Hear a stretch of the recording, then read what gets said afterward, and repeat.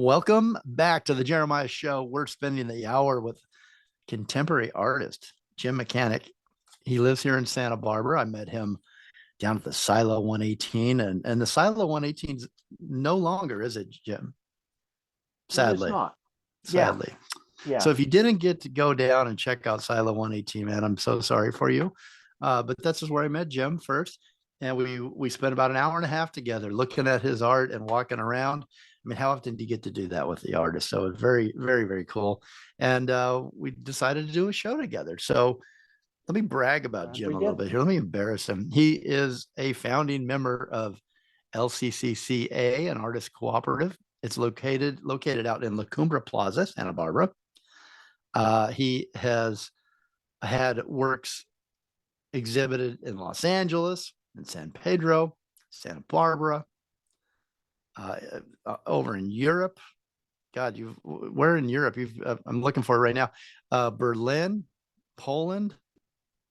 I did a collaborative work uh, in the early 2000s with a Berlin-based artist, and he sent me things he found in the streets in Berlin, uh, uh, and I cast them in bronze. What's And that artist name? Roland Schefferski. And I sent him things I found in LA, and he incorporated them into different performances. So uh, I sent that Lotería game uh, uh, from the streets of LA, and you could go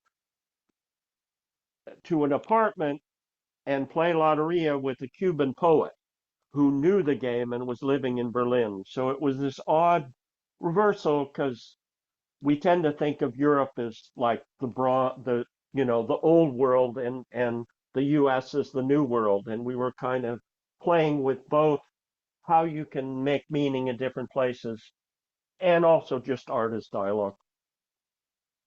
Can you make money now as an artist, Jim, in your opinion? But we were going to talk about this. Uh, I think the question, do you make a living with your art, seems to be um, intuitive and a reasonable question. Um, and for everybody but a very few, it's not it's not a living. It it's not a profession because with a profession, you're paying for your office, you're paying your people, you're making money, you have a continued future. The Even artists who are doing well, you're always at the mercy of your next show.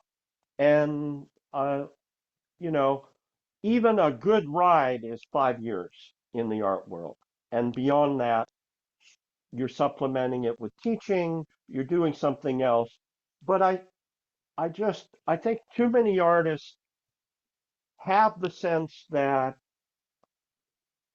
because they have not made it fly as a career, they are not doing something right and they're somewhat lesser than. And I know that art has a value, but converting that value into cash is not for anybody an easy proposition. And I hate to see people not making work or not valuing work because it exists outside of the realm of career.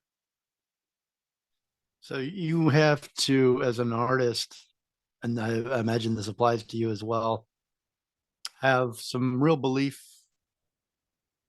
in you and enjoy what you're doing and what you're putting out there and feel proud of that and let it be what it is. Let the observer or the person that finds you as an artist um, admire that. But it's their own personal thing, right? to find a piece of work, and then why do they like it? Why does it speak to them? And it's also a different piece of work to you, that you're a piece of you that you're putting out there. Are you a storyteller, Jim? Do you look at yourself as a storyteller with your art? I do. Um, um, and I think sometimes the stories are I'll just leave it at that. I don't think I can. I hope, I think the interesting thing about art is it means different things to different people. Mm-hmm. A lot of these works, I do a series of works that are based on model kits. They're bronze versions of the model kits that we built as kids, and they're just it's the kit as you open the box in a framework. Um, and I have had so many people, both men and women, tell me their stories about putting the models together, and it sort of arrests a moment that isn't usually talked about. In other words, the moment you open the box and you're looking at the possibility, as opposed to the thing that's finally sitting there on the wall, all finished.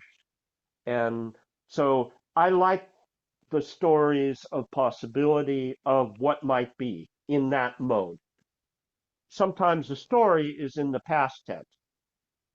Does it matter if the story tells your story, or do you want the Um, observer to tell their own story? Does it matter? Is there a little bit of right. ego as an artist involved in your story, but you're open to them I to think take it? where ego and stubbornness overlap, and stupidity. Um, but I think there's a, I came up in the 80s, and there is something called the Metro Pictures Generation, which was a New York group, um, and the critic Helen Molesworthy has talked about how those artists really were kind of aggressively uninterested in telling their own story. They were a generation that grew up on TV, and there was a sense that the stories were out. We were kind of moving stories around that were pre-existing, and that was our job. Uh, and probably because nobody wants to be Van Gogh, you know, um, which was like all about his inner struggle, and it, it's it's less lonely to like sort of bring other people's stories to their mind. One of the art pieces that I saw at the Silo 118 that was very interesting. I mean, it was really art by definition. It told Oh, so many God things. help us. Yeah, Global was it? Correct me if I get the title wrong, but global warming. right. So that piece is it's a bronze cast of an antler that was found at a swap meet. So that was my hunting ground. And I made a mold of it, and then made a wax, and then cast that in bronze. And it's affixed to the part that would have gone into the head of the deer. That flat cutoff area is a small aluminum shiny nose cone of a 757 model. So you have a very shiny front, which seemed to me kind of like a sort of Jetsons modern sleek idea of aerodynamics. And then when I cast the antler, uh, I'd mentioned the cracks in the plaster. The bronze decided to flow outside its channels, and ended up creating what looks a lot like a Chinese landscape. And initially I was surprised, disappointed, and then you look at it, and you go, hell yeah, it's this landscape has emerged from this antler, uh, and so it's kind of about nature and culture and about chance, and um, it's Well, you cool. can check it out. I want to send you to Global Jim. warming is cool. Yeah. I want to send you the website, Jim McAninch's website. It's McAninch.arts.com. Check that global warming out. You can see that and so many more. There's so many pieces there that I wish we had time to talk about. But unfortunately, we've got one. This is our final break here. We're going to take a quick break and wrap it up here. For those of you who wonder about contemporary art, is a lot of the art you are seeing starting to look the same? Jim McAninch casts everyday things, from an etch-a-sketch to a Big Mac and bronze. These are things that might have made their way to the landfill and what he calls speculative preemptive archaeology. He records our present items in a cast metal. If you have ever found that rusted relic in your backyard or in a lost cabin, you have an idea of the feeling of those bronze sculptures.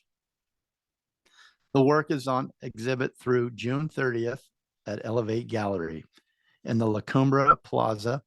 That's on 121 South Hope Street. Go check it out. It's in Santa Barbara. You go down the walkway by the Starbucks. You can check it out online again, as I said, at McAninch arts.com. We'll be right back.